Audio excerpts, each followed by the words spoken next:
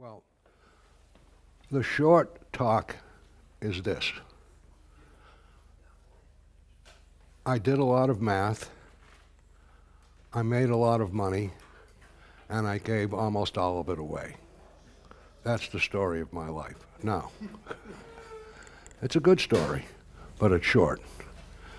But for reasons which I won't go into, I needed money.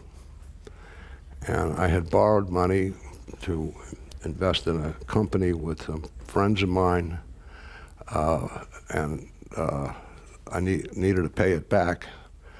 But there was a place in Princeton called the Institute for Defense Analyses, which was a highly classified place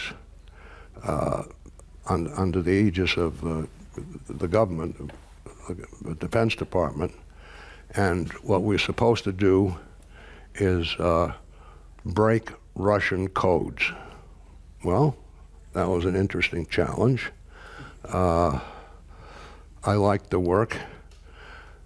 They told us you could do your own mathematics up to half your time, but the other half you had to do, this code cracking business. At a certain point, I came to Stony Brook University. I was 30 years old, to be the chair of their math department, which was not a very strong department. And I was pretty young to be the chairman, but I thought it would be fun. And I had a lot of money to work with because the governor at the time was a guy named Rockefeller. Now, I think everyone has probably heard of the name Rockefeller, but has anyone not heard of the name Rockefeller? Okay, most of you have heard of Rockefeller. Rockefeller loved the state university and was pouring money on it, so I had a lot of money to work with, and hired some terrific people. But at the same time, in that time frame, I started to get interested in another area of math. And I worked on that area and came up with something really quite beautiful in 3 dimensions. It was a function, I can't really describe it, but it lived in 3 dimensions, closed 3-dimensional spaces. And I was quite pleased. I showed it to Chern.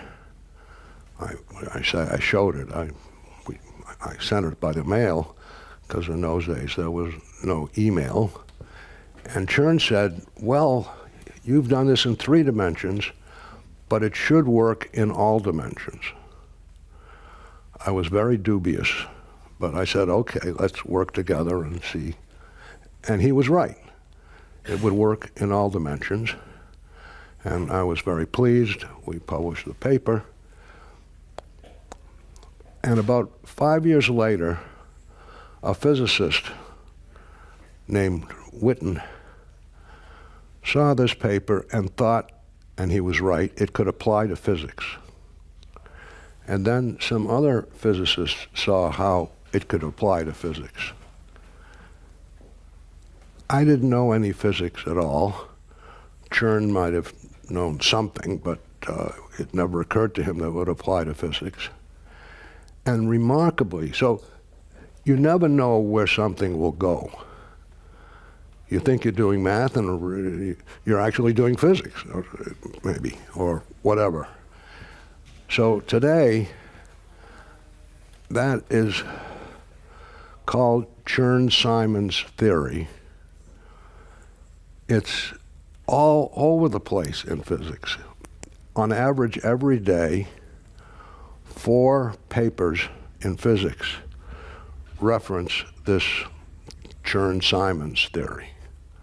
So I can't take any credit for it at all, but there it was, and of course, I'm quite pleased about it, but I can't say that, I invented this for physics. Well,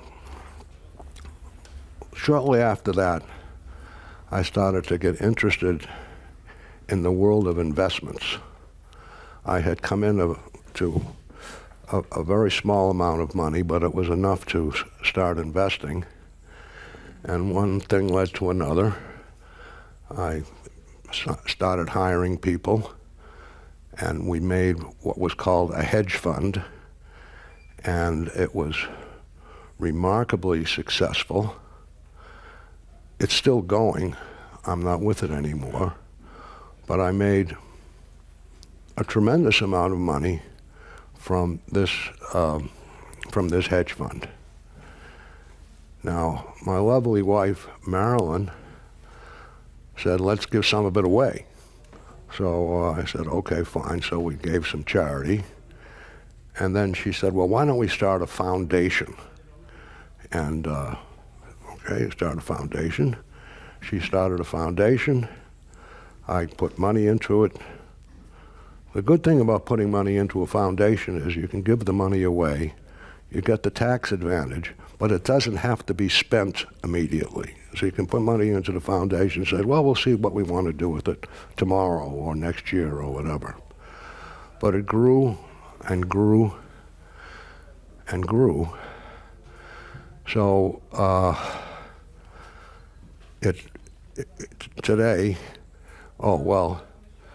we decided to focus on science with our foundation. Focus on science. 90% of it should be science. 60 of that should be basic science, and 30 of that could be translational science, and 10% could be education and outreach and things like that. So today, that foundation is extremely large, and so most of the money that I made was put into the foundation. So I'm not so rich as I was before, but rich enough. It was extremely interesting to model things and see them programmed up. God knows, not by me, but someone else could program them up and test out theories, models. Would it work? Would it not work? And at the same time, mathematics was going extremely well. And I did do the work there that subsequently got this Veblen Prize, solved kind of a major problem in geometry. And it was going swimmingly. It was a great experience. I was there. But then this was the time of the Vietnam War. And the president of this organization, two steps up from my local boss, a guy named Maxwell Taylor. Some of the people with gray hair in the room might remember General Maxwell Taylor. Anyway, he ran this outfit, and he wrote a crazy article. Well, I thought it was crazy, in the New York Times magazine section, saying how we were going to win the Vietnam War, and it was just, victory was days away, or whatever it was that he was touting. And I didn't agree with that. Now, the work we were doing had nothing to do with the Vietnam War, but it annoyed me that the head of my organization could take such a silly point of view, and I wrote a nice letter to the New York Times expressing that view, which they kindly published in the same Sunday edition several weeks later. So now I was on the watch list. I didn't know it, but I was on the watch list for this place. And then a guy came along a few months later, 3 or 4, and he announced that he was a reporter for Newsweek magazine, and he was doing an article on people who work for the Defense Department but were opposed to the war. And he was having a hard time finding anyone to interview, but he heard about me, he read my letter, could he interview me? And I said, sure. What did I know? Of course you can interview me. Of course. You could see how sophisticated I was at that time. So he said, well, what do you do? Well, I blathered on about this and that, but I said, but my algorithm has been, since they say you can do 50% of your work on mathematics and the other 50% on their work, Right now I'm doing only mathematics, but I'm keeping careful records, and when the war is over, then I'll do an equal amount of their work. And that's my approach. So, no, I mean, it's not unreasonable. So I went back to tell my local boss. It was the first intelligent thing that had occurred to me, a little late perhaps, but that I decided I better tell my local boss that I gave this interview. And he said, "You did? And what did you say?" And I said, "Well, I said what I said." He said, He says, "I better call Taylor." I picked up the phone, called this General Maxwell Taylor. There was a little silence at the other end, and so on, and I couldn't hear what Taylor was saying, and he hung up. He looked at me and said, "You're fired." I said, "I'm fired? I mean, I'm fired." He said, "You're fired." And, well, it was the first time, and happily the last time I was ever fired, but I was fired summarily. And I said, "Well, I'm a permanent member." That was my title, permanent member.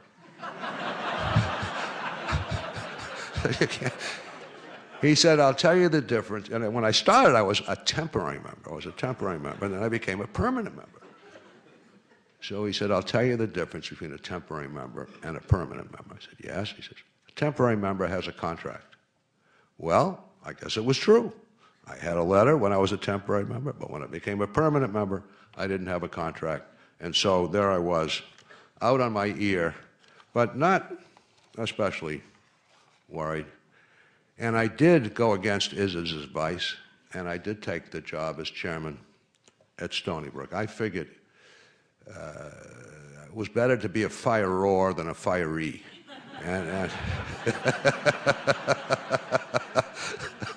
And there was a fair amount of firing, regrettably, that had to be done. The department was very weak, but we hired a lot of people. We had a good time, and we did build a good department, and I did do some mathematics there that ended up, with churn, that ended up being pretty useful in physics.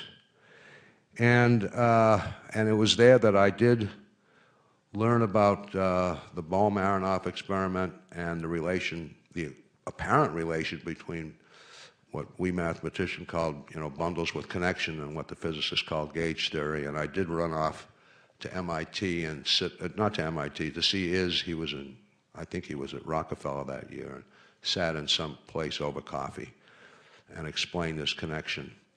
And it was a very, very exciting time. And it was, I think there were conversations like that going on, perhaps in lots of coffee shops around, about how physics, the way it was evolving, and the geometric side of mathematics were really becoming quite intertwined, and now they're inextricably intertwined as far as I can see.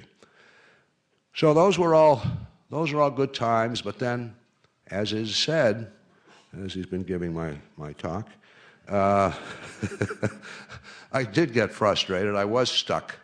I was really stuck on a problem. I was trying to prove a certain number was irrational. I guess you all know what an irrational number is.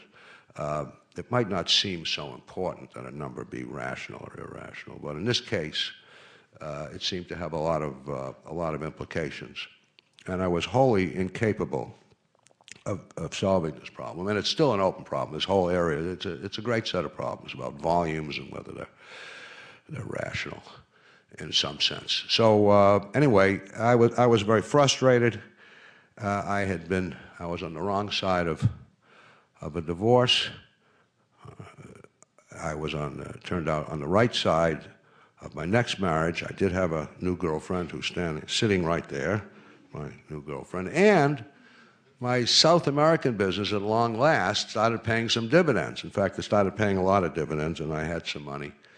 And I invested that money and found out that I wasn't bad at it.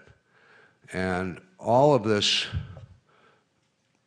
made me think, okay, it's time for a change. And so in 1976, I was 38. I felt I'd been a mathematician all my life, but really sort of since I was 18, I think I was. So I guess I spent 20 years in that game and decided to go into business. and never occurring that I would apply mathematics to the business. I did subsequently, but I just felt, you know, you read the newspapers, you think you'll do pretty well. But, and we did okay. But after a little bit, I started collecting some data, and I figured there's something to be modeled here. There's something to be modeled here like we used to do in the old IDA days. So I brought in the best modeler in the world, Lenny, a guy named Lenny Baum from IDA, and persuaded him to come, and we're going to make these models and do great. And Lenny started making models with me, and we were fooling around. But I kept trading, and Lenny seemed to get less and less interested in models and more interested in reading the news reel. In those days, it was just a roll. It would tick away, and you'd read the news. And Lenny was always reading the news instead of thinking about models. And then he started having opinions on what was going to go up and what was going to go down. This was all foreign currencies, bonds, that kind of stuff. And I started listening to him, and he was right. He was right. He was right enough times. I said, okay, the hell with the modeling. Let's just let's just try to make some money. And we had a remarkable run. In 2 years since I said the hell with the modeling, we multiplied our investors' money by 12. Now, that was even after their fees. That sounds pretty good, right? We were incredibly lucky. See, the last word up there is luck. Luck. Good luck. Good luck. And we certainly had good luck. I've had a lot of good luck in my career. So, but in the back of my mind was, well, okay, Lenny doesn't want to build models, but maybe we could build someone else could come in and build models. And another fellow, Jim Axe, who was quite a famous mathematician, left Stony Brook to come, and he did build some models. So those next years was a combination of fundamental trading. I did venture capital. I invested in all kinds of things. But the models kept being built and working better and better. And finally, at the end of about a 10-year run, it was clear to me that this gut-wrenching business of fundamental, I mean, you know, if you're doing fundamental trading, one morning you come in, you feel like a genius. You know, your positions are all your way, and you think, God, I'm really smart. And look at all the money I made overnight. And then the next day you come in, and they've gone against you, and you feel like an idiot. We were pretty good at it, but it just didn't seem to be a way to live your life, you know. So building models, go with the model. So by 1988, I decided it's going to be 100% models. And it has been ever since in the business that we built. So some firms, you know, investing firms say, oh, they have models. And what they typically mean is, you know, we have a model, and it advises the trader what to do, and if he likes the advice, he'll take it, and if he doesn't like the advice, he won't take it. Well, you can't, that's not science. You can't simulate how you would do. How were you feeling when you got out of bed, you know, 13 years ago when you're looking at historical simulations? Did you like what the model said, or didn't you like what the model said? It's a hard thing to back test. So if you're going to trade using models, you just slavishly use the models. You do whatever the hell it says, no matter how smart or dumb you might think it is at that moment. And that turned out to be a wonderful decision. So we built a business 100% based on building computer models, starting in those areas that I mentioned, currencies, financial instruments, gradually moving to stocks, and finally to anything that moved. Well, it had to be tradable, it had to be liquid.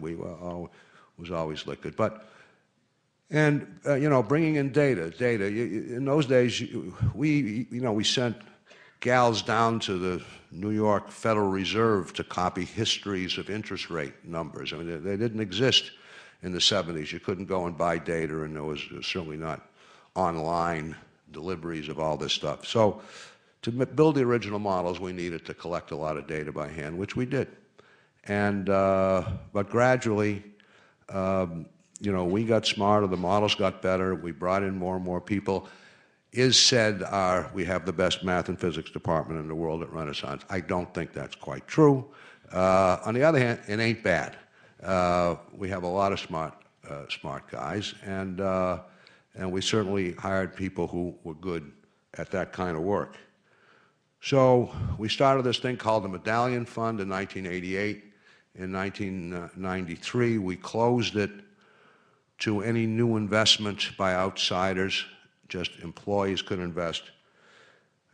By 2002, we started taking out the outsiders altogether, buying them out, and by 2005, there weren't any left. So since then, the last 5 years, this vaunted Medallion Fund has been owned 100% by the employees, which today are about 300 employees. And, well, so people would always ask me, well, what's the secret? How come? Because we're not the only quant firm in the world. We're not the only guys who have, you know, made models.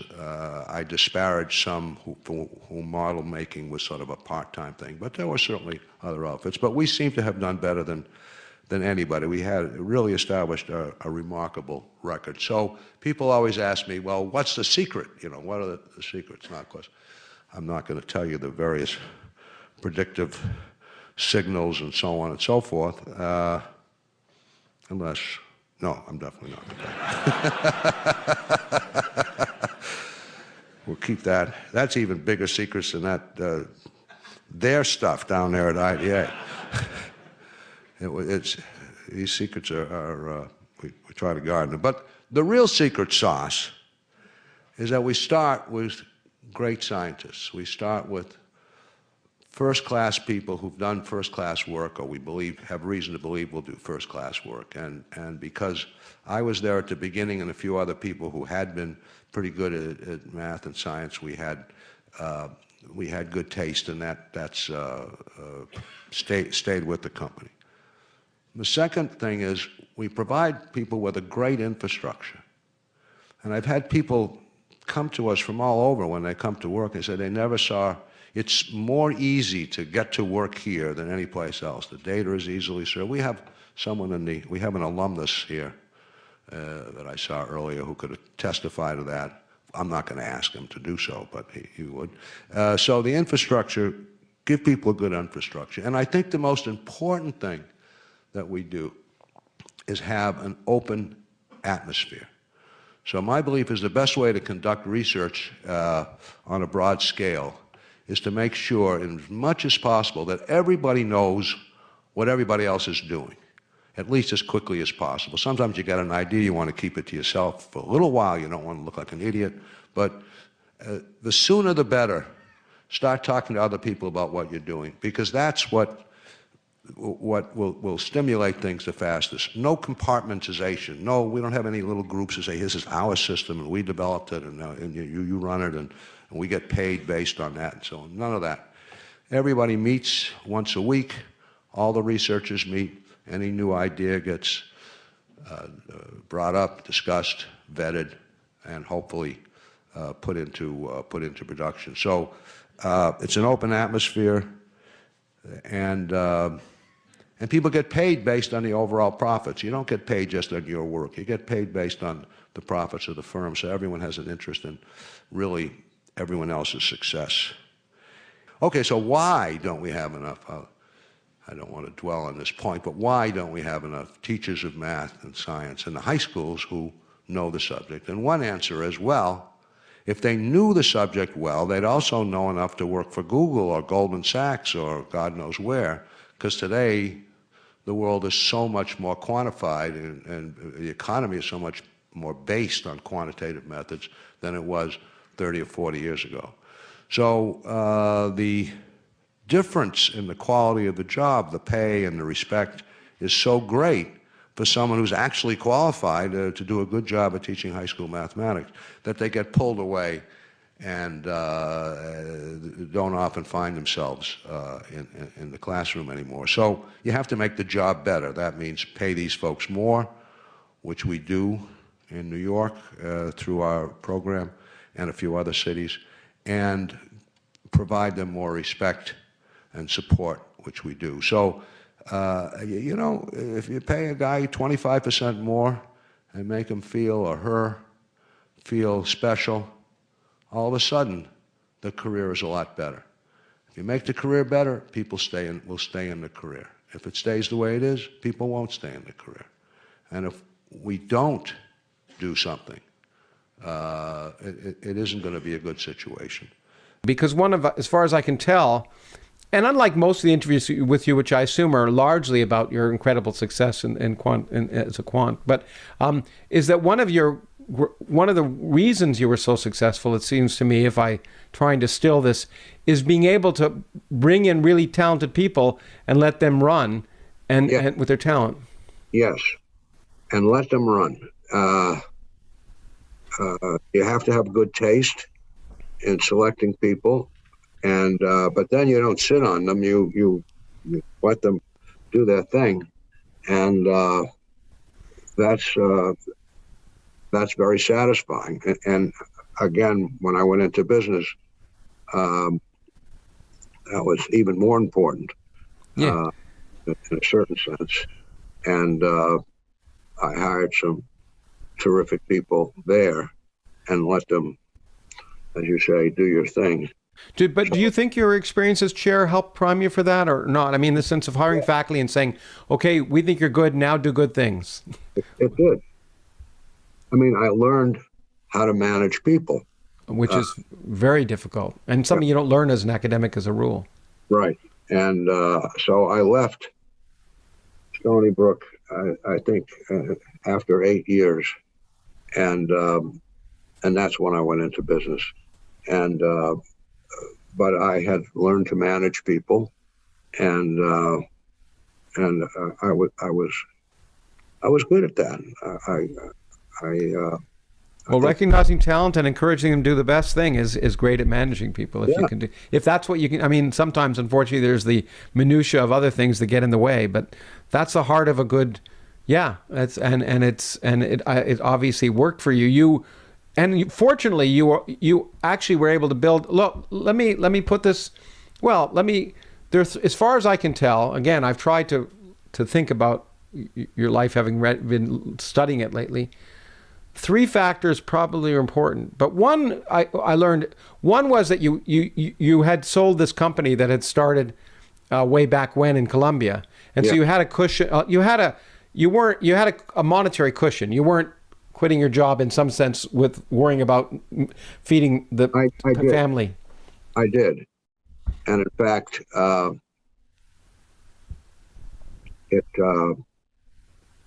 that business was sold. And for quite a lot of money. And my friends said from Colombia, okay, now we have all this money. We want you to help invest it. I didn't know anything about investing, but I said, okay, I'll do that. And I found a guy, a mathematician, who had gone into the commodities business. Mm-hmm. And I went and talked to him to see what he was doing. And he seemed to really know what he was doing. So I said, okay, we're going to give you X dollars. You can have 10% of the profits. And we want you to make some money for us. And I said, but if you lose too much, you have to stop. And he said, what's too much? I said, well, if you're down 30%, you have to stop. But as I was walking out the door, I said, and if you make a tremendous amount of money, you have to stop. And he said, how much is that? I said, if you multiply the fund by a factor of 10 after your fees, then you have to stop. Wow. And well, he couldn't argue with that. Yeah. But the remarkable thing was that after a few steps that he took that didn't work, he got into something and made a fortune. In 9 months later, he had multiplied our money by a factor of 10. Wow. And much of that was in a Bermuda trust that had been set up for me by the father-in-law of one of the two boys, because he was very appreciative that I'd gotten this business going in the first place, and he owned half the business, and he took $100,000 and put it in a Bermuda trust for my family. Oh.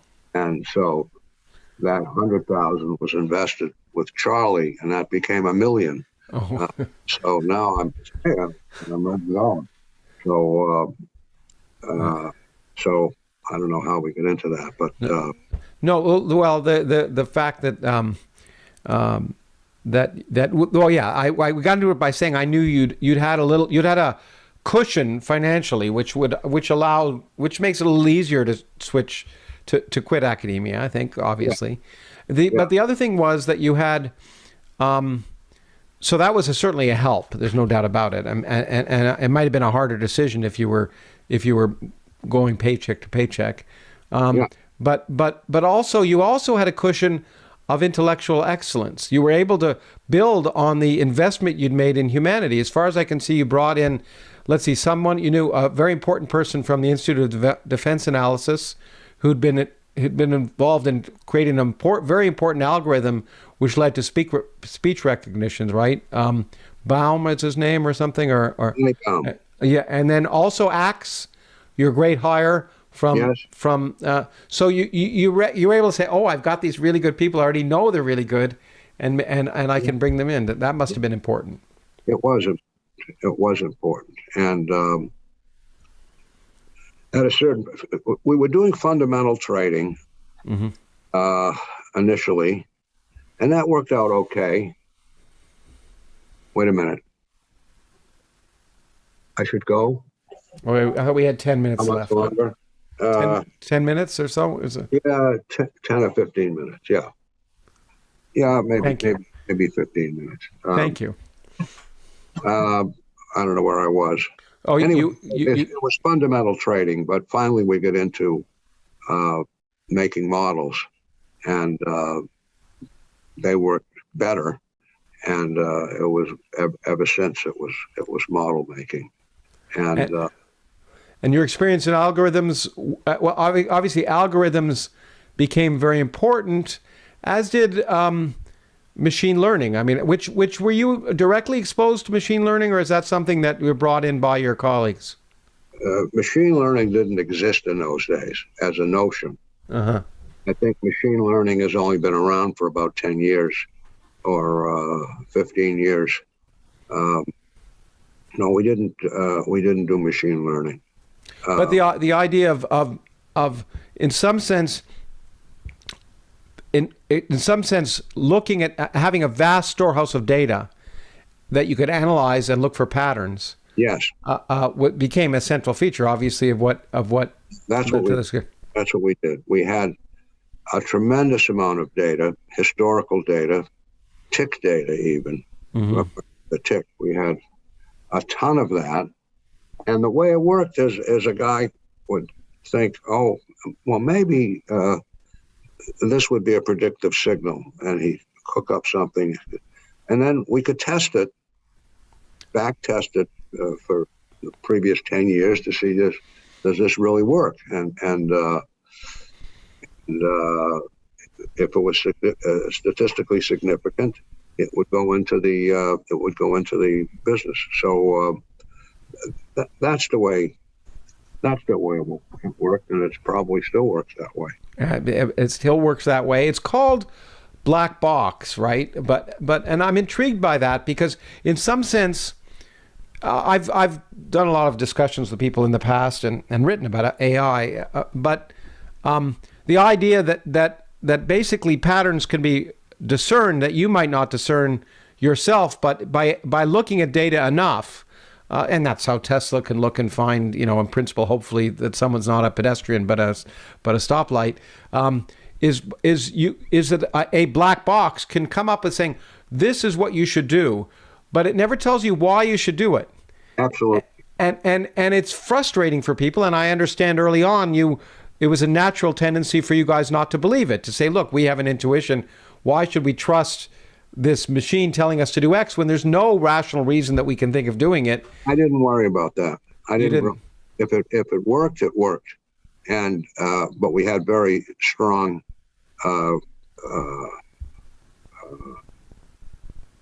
conditions, Requirements. Yeah, the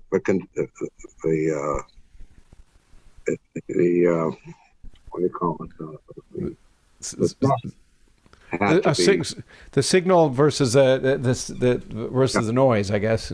Predictive signals, and they had to have enough statistical significance to put them into the system. And they're tested all the time. Sometimes the signal disappears after a while, so you take it out of the system. What's happened is that as the markets have become electronic and computers have been applied to generating prices and accepting trades and all the rest, the markets have grown tremendously more liquid. Spreads have come down. The bid-ask spreads have come down.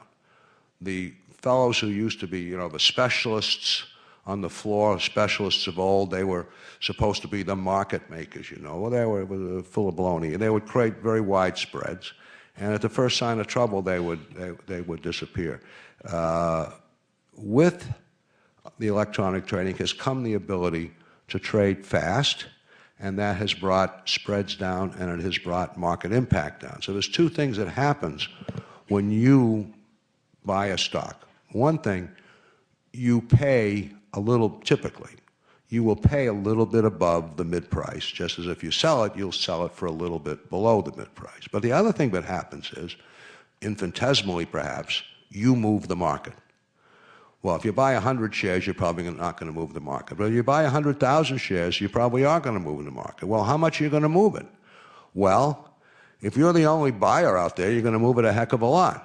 But if there's a lot of buyers and if there aren't any sellers, but if there's a lot of people active in that market, 100,000 shares might go very easily. So the more volume, the better. And it's volume that's been created by these high-frequency traders. So I think the research shows that the costs of trading, spreads, and market impact have come down a great deal, and it's all due to high-frequency traders. So is it socially useful? Well, if you think highly liquid markets are socially useful, then I think so. Will there ever be glitches? There could be. There was a glitch, I think they called it the flash crash of a few months ago, and for 8 minutes or so, some market took a dive, but it came right back. It came right back. No, but it's an important point. In 1987, when the stock market crashed, it went down 25% in half a day, and it didn't recover for 6 months. Because there was nobody there on the other side. This thing recovered, this flash crash recovered, because someone had made a mistake, I presume. Some kind of order went in that was much too big. There was nervousness in the market. It was already down 3%. And it took a dive. And everyone stood back and said, oh, my God, what's going on? Well, but then the algorithms kicked in, and all this trading just came back, and this thing disappeared in 10 minutes. So it was a little destabilizing, but it was a whole lot different from the crash of 1987. So that's a long answer to a short question. Yes, I think high-speed trading is socially useful, and I think that the people who argue against it are wrong. Not only in the United States, but in the world, looks kind of unbalanced, unsettled. There's big debts being built up by countries, and we have obviously a recession in the United States, and we're busy bailing out banks, and where's it all going? Where's it all going? Going to hell in a handbasket, or what? And what should we be looking at? Well, I think all the things you mentioned are worth looking at. The national debt, as a fraction of GNP, was considerably higher even than it is today, right after the Second World War. And we never paid off that debt. What we did was grow the GDP. So the denominator got bigger and bigger, and after a while, we were back in the box. So there's nothing better, and under most circumstances, in my opinion, than some good growth. And I don't think we're taking steps in the United States to promote that good growth, because I think we should be maybe even printing more money and building infrastructure and doing some things that the country is lagging in, which would get some more people back to work and would put us in a better position to compete, even if we do have some inflation. It's not the worst thing in the world, is inflation. But, so I don't think there's any, what happened in this collapse is the United States got a lot poorer. And it got a lot poorer because the value of everybody's house went down. And most of people's net worth was associated to their home. And they had been borrowing against the rising prices in their home, home equity loans. That had fueled a lot of growth. And that came to an end. So we had two bad things happen. People's balance sheets were decimated. And they had to, not only couldn't they borrow anymore, but they had to be paying back debt. And a balance sheet disaster is not something that's going to get fixed very fast.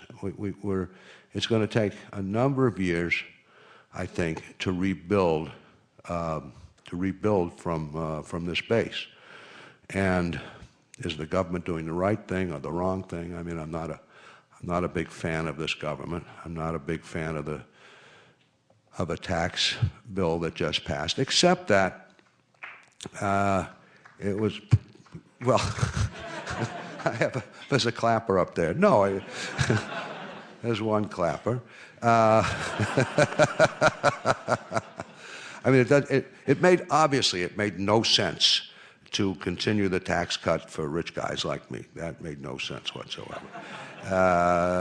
And for some of you out here, probably it didn't make much sense. But if that was the price to pay, as it apparently was, because we have a rather timid president, if that was the price to pay for extending the unemployment and making some other, and keeping the tax cuts for less affluent people, and one thing or another, it wasn't the worst thing in the world. So it looks like maybe it'll produce a little extra growth.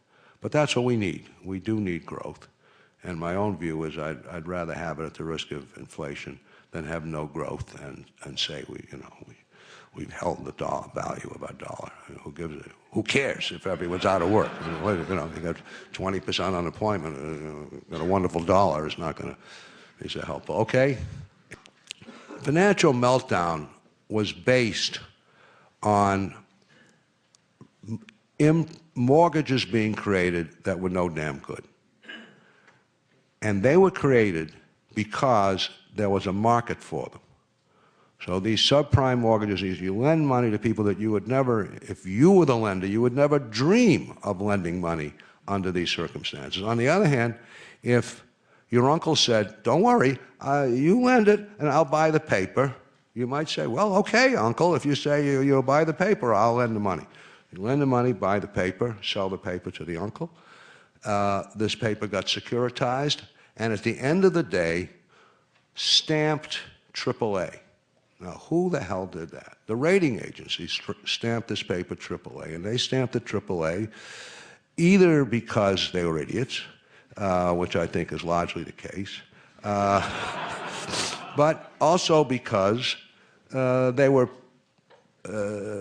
fees were paid by the issuers of this rotten paper, who wouldn't have issued it in the first place if they didn't expect to get AAA, and this whole chain. I mean, in the old days, you would go to the bank, really old days, you go to the bank, you want to buy a house, the bank actually was the one who lent you this money.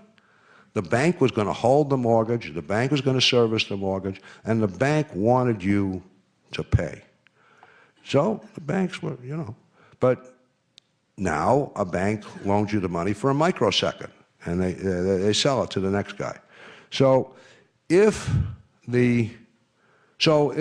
had very little to do with quant models. It's true that quants were designing these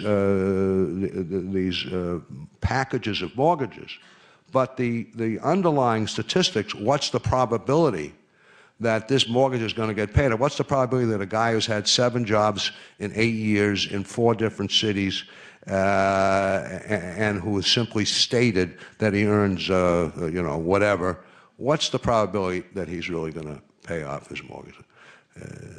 Anyone with common sense, see common sense is up there, would think it's pretty darn close to zero. But that fact was not taken into account in the underlying statistics. So that's a long answer. We'll do one more, I think. Lucky me. When creating models to trade the markets, would you recommend focusing on creating models around fundamental economic data or on price behavior such as the S&P 500 or oil, gold, or combination of both? Thank you. I mentioned Warren Ambrose in my beginning of my talk, this mathematician who inspired me. I'm actually going to answer your question.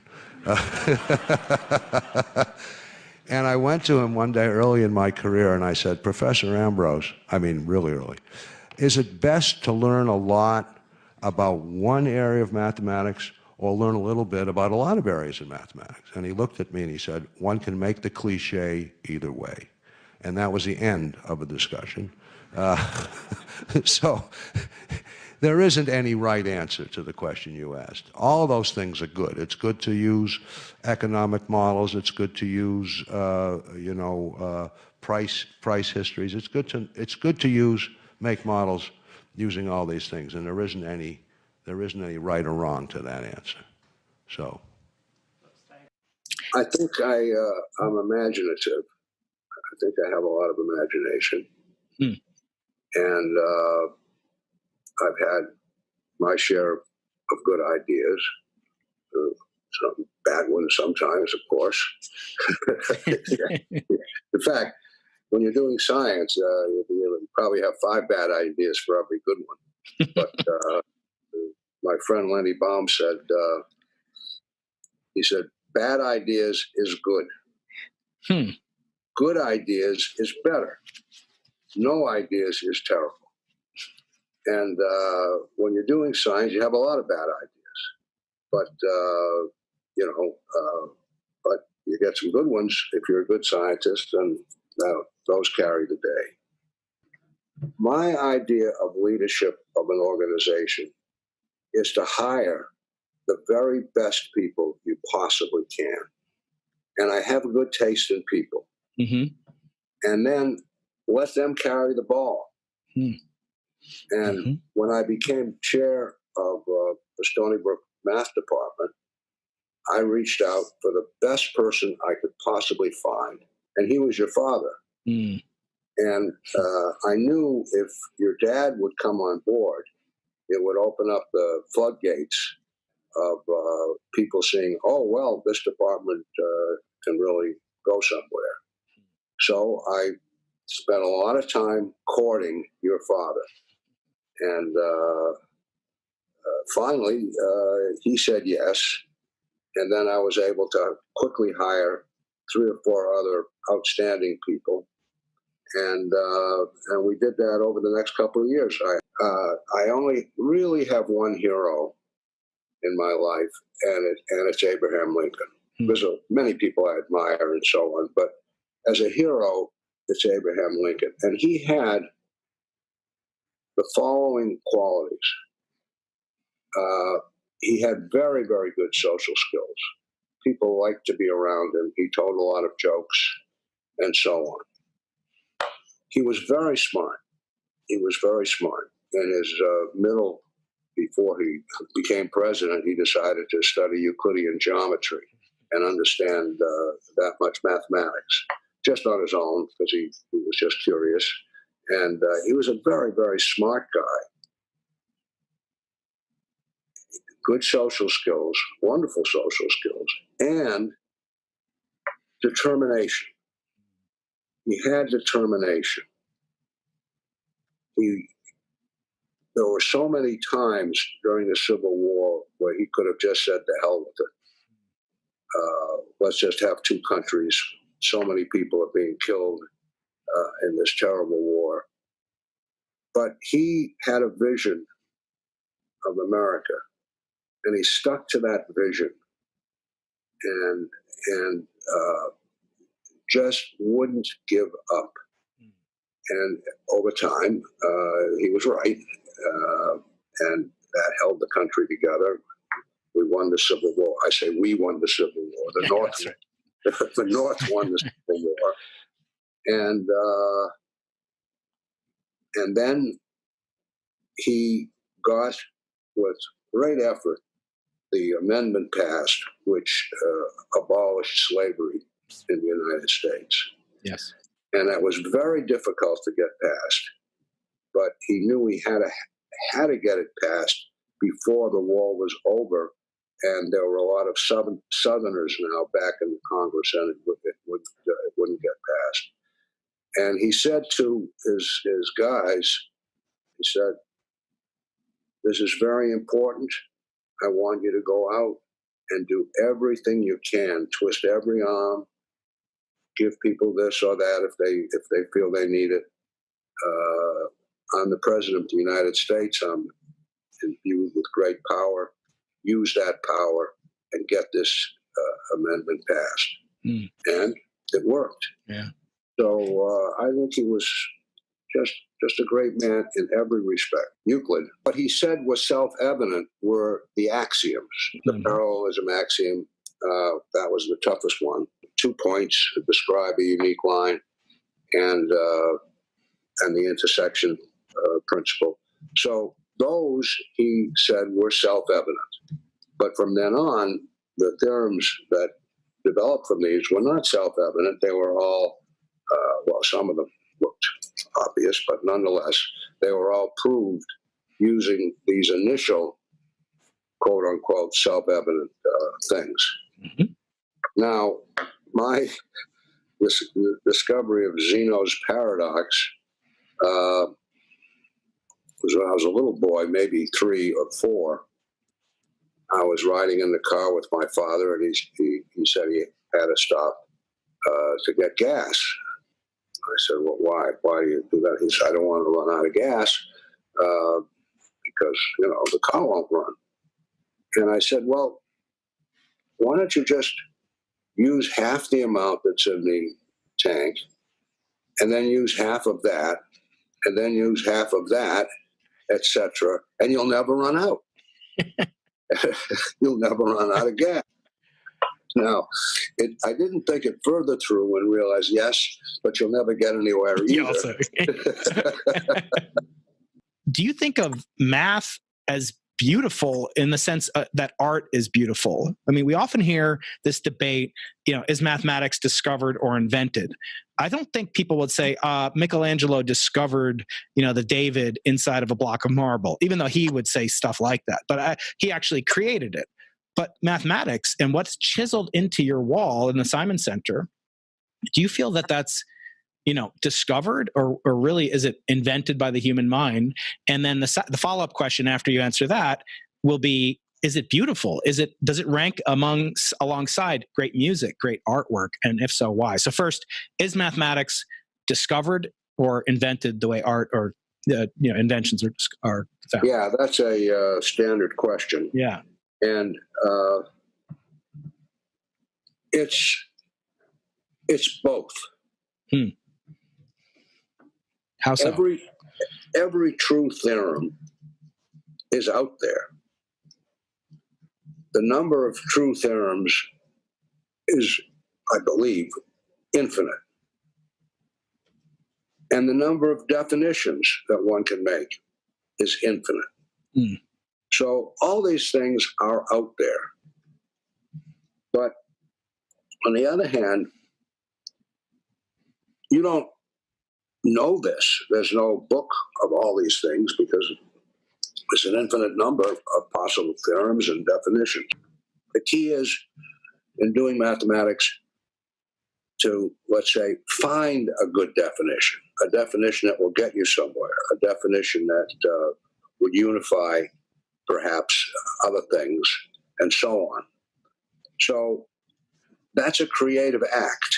So it's a creative act to find something interesting in an infinite field and in an infinite collection of things. So it's out there, but you have to find it and have good taste in finding something that will really go somewhere. So our segue between geometry and finance will be none other than Albert Einstein, who once said that compound interest is the most powerful force in the universe. Compound interest is the eighth wonder of the world. He who understands it earns it. He who doesn't pays it. Do you agree with that? I never heard that. You never heard that? Okay, I'll send you an email with the quote. Yeah. So once again, compound interest is the eighth wonder of the world. He who understands it earns it, and he who doesn't pays it. What is your notion of what's the most powerful force in the world according to Jim Simons? Well, the most powerful force in the world, according to me, is some physical force. I don't know which one to pick, but this, of course, is finance and not physics. So, I've been pretty successful in finance. Yeah, you've had some success, I would say. Yeah, I've had some success. Today, actually, I lost some money. Oh no. Not a huge thing, but I'm here for you, Jim. If you need anything. Wants to know the proprietary algorithms of the Medallion. No, he wants to know: has it become harder for you, given the rise in quantitative hedge funds, quant funds, and the thousands of PhDs trying to create new algorithms? Has that made it harder to create alpha? So, can you say what alpha means in the context of hedge funds for people that aren't familiar, and then answer that particular question? Well, when you say alpha, first you have to understand beta. And beta is the stock market as a whole. Let's say the S&P average. So you could just invest in that, and you would be 100% beta. All your return would come from let's say the S&P, the Standard & Poor's average. Alpha is a source of earnings that is orthogonal to that. It's orthogonal to that. And so that's alpha. Now, our Medallion fund is, I think, 90% alpha or 95% alpha. It really doesn't matter where the stock market is going for the Medallion fund. We have now the Medallion fund is only open to employees of the company of Renaissance, and me, of course, as the founder and shareholder.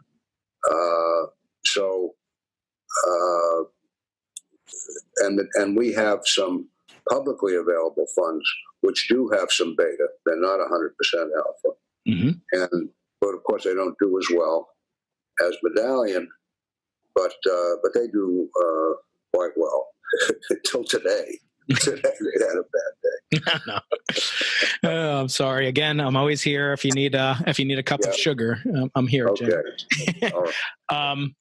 So in that space, the question is, I've heard it described that these supercomputers and computers in general are, of course, increasing exponentially.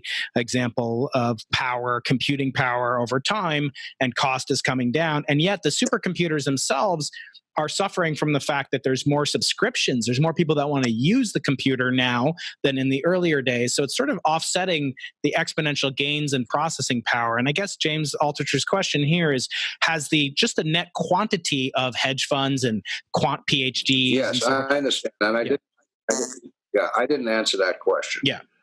So I think the question is, do we have competition, and how much competition? Has competition hurt us at all? Because there are more and more quantitative funds. Up to a point, I think most funds are not quantitative funds, but there's certainly an increasing number of funds that are quantitative. And our secret is just to stay ahead of everybody, to hire the best possible people, And the research goes on all the time, all the time. We're doing research, trying to find new predictive signals. New predictive signals. For example, that's a big example. So a signal is, well, you know what a signal is. It tells you what's a predictive signal is a signal that tells you what's gonna happen. With some probability of right. With a greater than probability greater than a half. And the more of these signals that you have, and independent, they're not correlated with each other. If they're highly correlated, it's really just one signal. But the more you have, the better. And we have, I won't even say the number, and I'm not sure what it is, but it's a very large number of predictive signals. And they keep being developed. And sometimes these signals lose their power. Yes. And you have to discard them. Other people have caught on or whatever. In the earliest days of my trading, I traded commodities. And commodities had a tendency to trend, a pretty strong tendency to trend. So that was a good way to make money. You would just say, well, if it was up last week, it's likely to be up next week, or so on. But people gradually caught on to trending. So after several years, or maybe 10 years after I started in the business, the trending in commodities had completely disappeared. The stocks never trended particularly, so there was no real trending in stocks, but commodities there was. And so that's an example of a signal that just disappeared. So that's and so other people, we keep discovering new signals. Other people might find some of those as well, and that might the effect of that might be that the signal kind of goes away because too many people are using it. But so we have awfully smart people, and they keep coming up with new signals. So that's, and we've stayed with ahead. Yeah. So one thing I've always done is do something new. I love to do something new, and I don't like to run with the pack. For one thing, I'm not such a fast runner.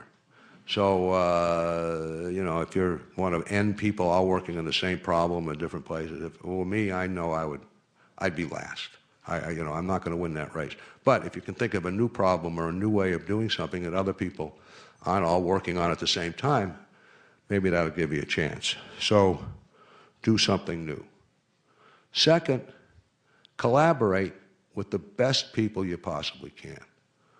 When you see a person, get to know a person who seems like a great guy or a great gal to work with in something, try to find a way to do it, because that gives you some reach and some scope, and it's also fun to work with terrific people. I wrote down here, be guided by beauty. I really mean that. I think pretty much everything I've done has had an aesthetic component, at least to me. Now you might think, well, building a company that's trading bonds, what's so aesthetic about that? But what's aesthetic about it is doing it right. Doing it right, getting the right kind of people and approaching the problem and doing it right. And if you feel that you're the first one to do it right, and I think we were, that's a terrific feeling, and it's a beautiful thing to do something right. It's also a beautiful thing to solve a math problem or create some mathematics that people hadn't thought of before. So be guided by beauty is not such a bad principle. And then I wrote down, don't give up. At least try not to give up. And sometimes it's appropriate to be at something, to be trying to do something for a hell of a long time. And finally, hope for some good luck. So that's it.